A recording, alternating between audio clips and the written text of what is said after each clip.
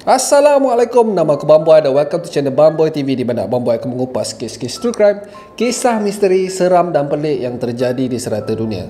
Dan kalau korang berminat dengan benda-benda dark macam ni, korang berada di channel yang paling sesuai untuk orang-orang aneh dan eksotik macam Abang Boy ni.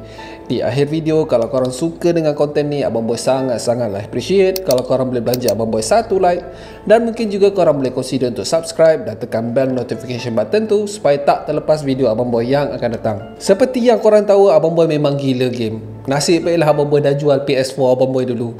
Kalau tak, mesti Abang Boy abaikan anak bini punya lah. Masa yang Abang Boy spend untuk main game paling minimum adalah 7 hingga 8 jam.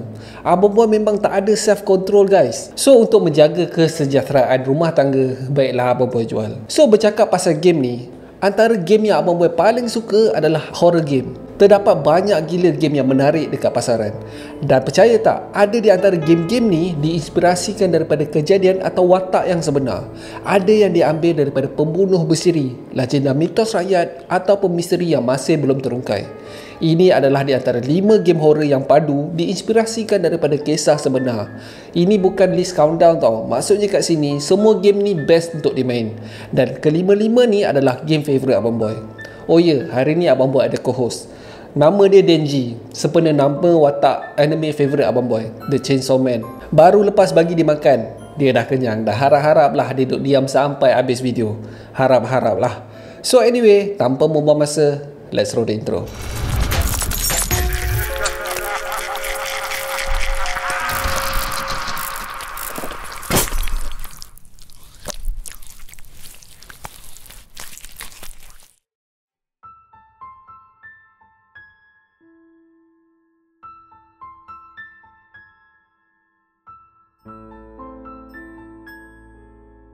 Kita start list ni dengan game yang diinspirasikan daripada kejadian yang penuh misteri. Kolat adalah game yang diterbitkan oleh sebuah syarikat indie daripada Poland. Game ni pada Abang Boy adalah paling dekat dengan kejadian yang sebenar, iaitu Dyatlov Pass Incident, di mana 9 orang pendaki yang berpengalaman dilaporkan hilang di pegunungan Ural di Rusia. Selepas beberapa bulan pencarian, mereka menemui ke-99 pendaki itu, akan tetapi diorang tak expect langsung yang diorang mati dalam keadaan yang sangat misterius. 6 daripada mereka mengalami hipotermia dan 3 lagi mati mengalami kecederaan fizikal yang sangat teruk guys. Sehingga ke hari ni, kes ni masih tak dapat diselesaikan.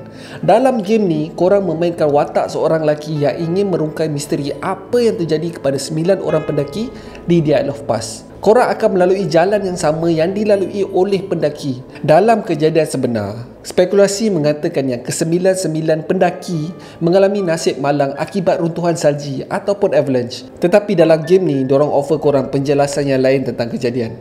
Penjelasan yang lebih ke arah supernatural dan konspirasi kerajaan Rusia yang sedaya upaya untuk menutup kes ni secepat mungkin. Terus terang, Abang Boy tak pernah lagi main game ni. Tetapi menurut review dan Abang Boy sendiri dah tengok dia punya walkthrough game, game ni padu mat. Serius cakap.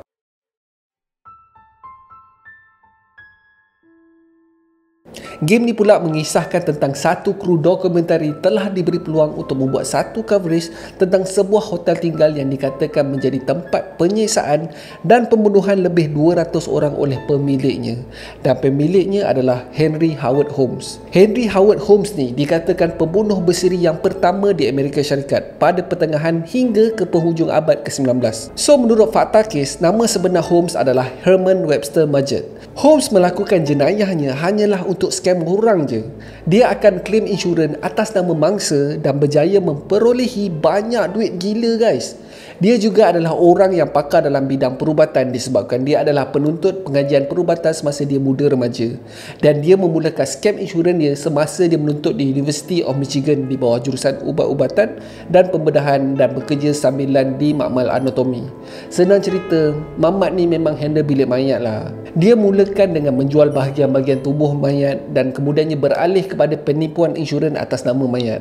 Mungkin pada masa ni diorang punya polisi insurans tak berapa ketat macam sekarang. Setelah habis dia belajar, dia pun berpindah ke Chicago pada bulan Ogos 1886 dan di sinilah dia menukar namanya sebagai Henry Howard Holmes. Ini adalah untuk menirukan pihak berkuasa sebab penipuan insurans yang dilakukan di Michigan. Dengan duit yang berjaya dikumpul dengan hanya menipu, dia berjaya membeli satu tapak kosong dan membina sebuah bangunan agam 3 tingkat dan dijadikan sebuah hotel yang dikenali sebagai World Fair Hotel, dan di sinilah Holmes meneruskan aktiviti jenayahnya. Tetapi kali ni dia tak menggunakan mayat dah, mayat yang dah mati, tak.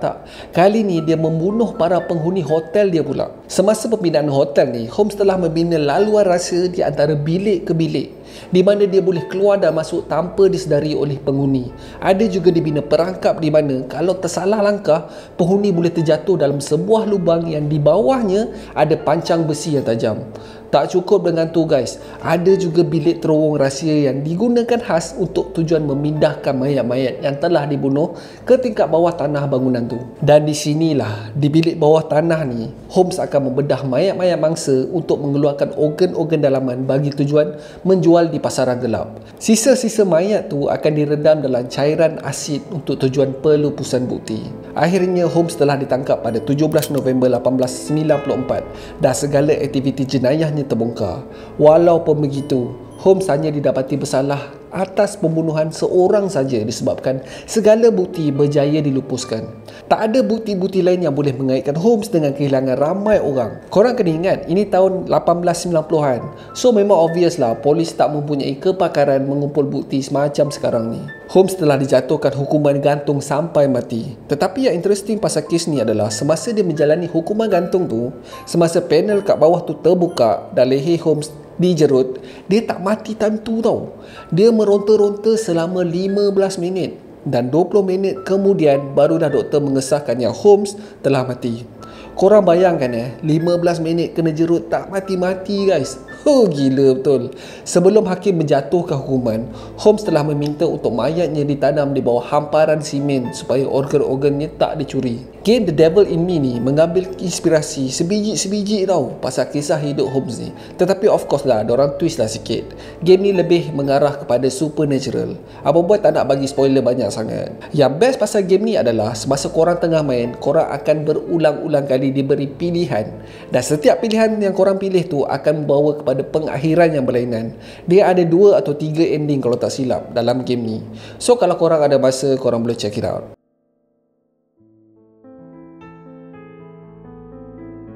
Come on, kalau sembang pasal horror games ni, sebut je pasal Resident Evil, confirm korang tahu. Walaupun korang tak main game Resident Evil ni dah ada movie yang dibintangi oleh Milla Jovovich. Siap ada TV series lagi dekat Netflix. Latest installment dalam Resident Evil Universe ni adalah Resident Evil Village. Game ni adalah kesinambungan daripada Resident Evil Biohazard. Antara banyak-banyak siri game Resident Evil ni, yang ni lain sikit tu. Bila kita cakap pasal Resident Evil, mesti korang ingat zombie. Tetapi ini lain gila kot. Daripada werewolf, ogre, monster, vampire, tak ada zombie langsung dekat dalam game ni. Diorang banyak ambil daripada dark fairy tale Eropah zaman dulu-dulu. Tapi tahu tak korang yang game ni sebenarnya diinspirasikan daripada watak sebenar dan tempat sebenar. Okay, first adalah Istana Lady Demetrius. Diambil daripada istana sebenar yang bertempat di Carpathians.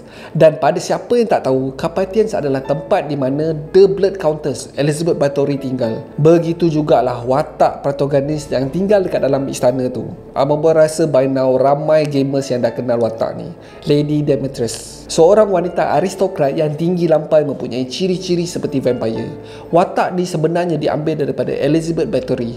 Abang Boy pernah cover pasal Elizabeth Bathory ni dulu. Kalau korang ada masa, korang boleh check out link dekat atas ni. Bagi siapa yang tak tengok lagi video tu, Abang Boy bagi pengenalan sikit lah siapa sebenarnya Minah ni. Elizabeth Bathory adalah seorang wanita bangsawan daripada Hungary yang dikatakan gila dan suka menyeksa wanita-wanita penduduk kampungnya. Ramai mengaitkan beliau sebagai seorang ahli sihir yang sangat obses untuk kelihatan muda. Dia dikatakan membunuh gadis-gadis lain hanya untuk mengumpul darah mereka untuk dibuat mandi. Semuanya untuk kelihatan muda. Dia siap membina sebuah bilik penyiksaan bawah tanah penuh dengan alat penyiksaan kerana untuk keampuhan sihirnya, dia perlu mandi darah wanita yang mati diseksa. Gila mat. Bukan kaleng-kaleng guys perempuan ni. Dia akhirnya telah berjaya ditangkap. Akan tetapi disebabkan status bangsawan yang dimilikinya, dia tak boleh dijatuhkan hukuman mati. Akan tetapi dia telah dikurung di dalam bilik bawah tanah yang dia bina sendiri untuk menyeksa gadis-gadis tu. Bukan tu satu je inspirasi yang dia ambil untuk karakter Lady Demetrius ni. Menurut art director Resident Evil Village, Tamonori Takano, ketinggian dan pakaian Lady Demetrius diambil daripada cerita legenda masyarakat Jepun, iaitu satu roh yang dipanggil Hachisaku-sama. Roh wanita yang berketinggian 8 kaki mengenakan pakaian sebiji macam Lady Demetrius. Dress berwarna putih, berambut hitam panjang dan mengenakan brim hat. Hachisaku-sama dikatakan akan mengumpan lelaki-lelaki di malam hari dengan membuat suara seakan-akan isteri ataupun kekasih lelaki itu. Hantu tu kemudiannya akan menyedut isi dan darah mangsa sehingga mangsa akan mati dalam keadaan mereput macam mami.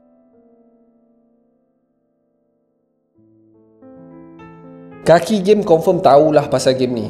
Paling kurang pun mesti korang pernah dengar. Fatal Frame. Ini antara survival horror game yang pertama dekat pasaran. Objektif dia simple je. Pergi dekat rumah hantu, lepas tu ambil gambar. Sama macam Ghost Hunter lah yang korang selalu tengok dekat YouTube tu. Game ni sumpah menakutkan. Developer game ni sendiri mengatakan yang diorang nak buat game yang betul-betul buat darah kita pergi dekat buku lali. Korang nak tahu tak sebab apa? Korang tak boleh lawan hantu tu tau. Korang hanya boleh lari, menyorok, dan untuk menghapuskan hantu tu, korang kena tangkap gambar hantu tu menggunakan alat yang dipanggil kamera obscura. Kalau tak, korang mati. Dia punya jump scare tu tak usah cerita lah, memang macam hanat. Tapi tahu tak korang yang Fatal Frame Part 1 yang the original tu mengambil inspirasi daripada legenda seram masyarakat Jepun mengenai sebuah rumah agam yang berhantu, iaitu Himura Mansion pada era Edo, lebih kurang 200 tahun dululah. Menurut legenda, satu keluarga tinggal dekat rumah agam tu. Keluarga ni mengamalkan satu ritual di mana setiap 10 tahun seorang wanita akan dipilih untuk dia asingkan daripada dunia luar. Dia akan dikurung dekat dalam sebuah bilik gelap dan tak boleh berhubung dengan sesiapa pun. Dan selepas tamat tempoh 10 tahun dekat dalam kurungan, gadis tu akan dikorbankan dengan mengikat tangan dan kaki pada kuda di 4 penjuru. Dan seperti yang korang boleh bayangkan, kuda tu akan dipukul buntutnya. Anggota kaki, tangan, kepala wanita tu akan ditarik. Korang nak tahu tak sebab apa diorang buat ni semua? Sebenarnya tapak rumah Himuro ni adalah salah satu daripada pintu keluar masuk neraka. Mereka percaya yang setiap 10 tahun demon ataupun makhluk neraka akan cuba untuk membuka pintu neraka tu, dan dengan cara korban darah ni, kehausan makhluk neraka akan dipuaskan dan pintu neraka akan sentiasa tertutup. Setiap 10 tahun tu diorang buat benda macam ni, dan diorang mengamalkan ritual ni berpuluh-puluh tahun. Hinggalah pada satu ritual yang terakhir, gadis yang sepatutnya menjadi korban pada ketika itu telah jatuh cinta dengan salah seorang daripada penduduk rumah tu. Walaupun dia telah diasingkan selama 10 tahun, rasa cintanya masih membara kepada lelaki berkenaan. Disebabkan ini, ritual tu tak dapat dijalankan. Ada dua versi ending untuk cerita legenda ni. Ada yang mengatakan ketua keluarga ni disebabkan terlalu malu telah membunuh semua ahli keluarga isi rumahnya dan kemudian membunuh dirinya. Ada versi berlainan pula yang mengatakan yang ketua keluarga ni telah dirasuk oleh demon atau roh jahat dan kemudiannya membunuh semua ahli keluarga beliau. Tak kisahlah apa ending dorang, Himura Mansion dikatakan dihantui oleh ahli keluarga berkenaan dan juga semua mangsa-mangsa yang mereka bunuh sehingga ke hari ini. So kepada mereka yang nak tengok hantu dekat rumah agam ni, korang hanya perlu bawa kamera dan snap gambar dekat dalam rumah tu di malam hari. Dan legenda inilah telah menjadi inspirasi untuk storyline game Fatal Frame ni. Minta maaf lah geng, kalau korang bayar Abang Boy 1 juta pun belum tentu Abang Boy nak masuk rumah kosong malam-malam hanya semata-mata nak tangkap gambar hantu. Pisang mat, jangan bahal.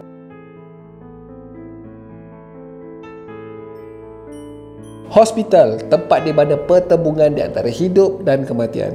Tak ada yang lebih menakutkan daripada tinggal dekat hospital berseorangan di malam hari. Nak tambah lagi dia punya cuak bila semua penghuni hospital tu adalah pesakit mental yang terlepas berjalan-jalan di sekitar hospital, bebas membunuh siapa saja yang diorang jumpa.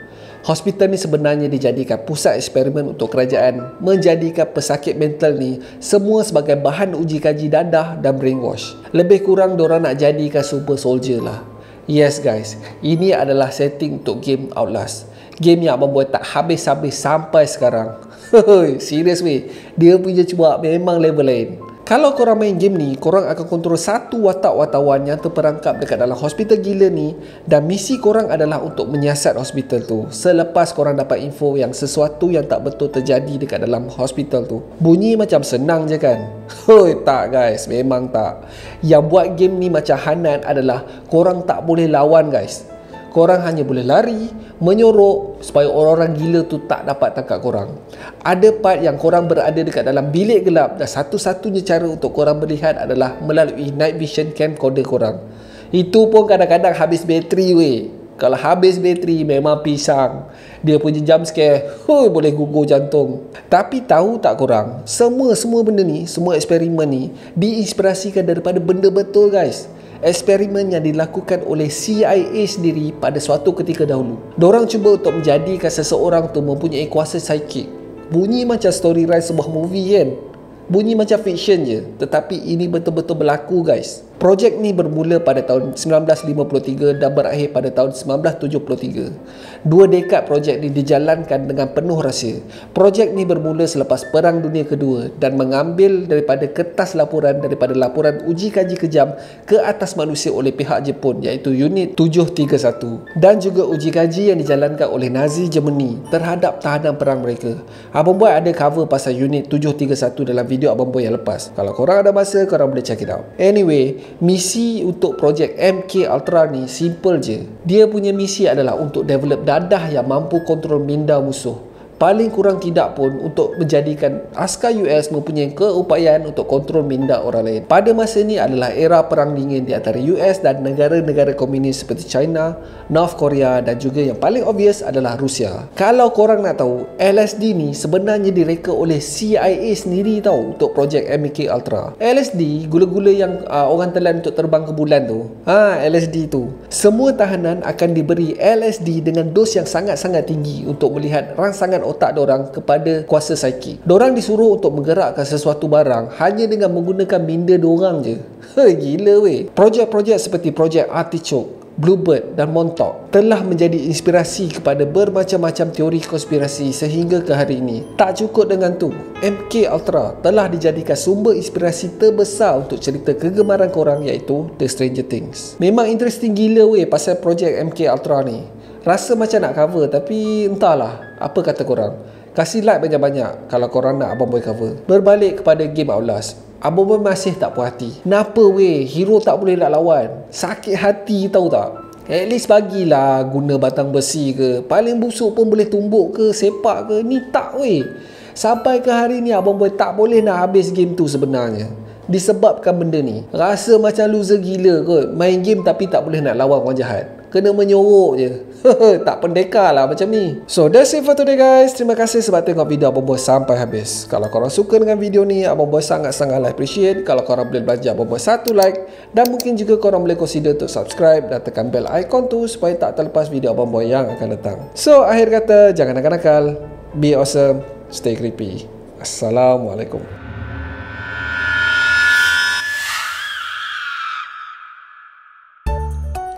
Sakit. Duduk diam lah. Sakit lah. Janganlah. Sakit. Kenapa kau tak nak diam?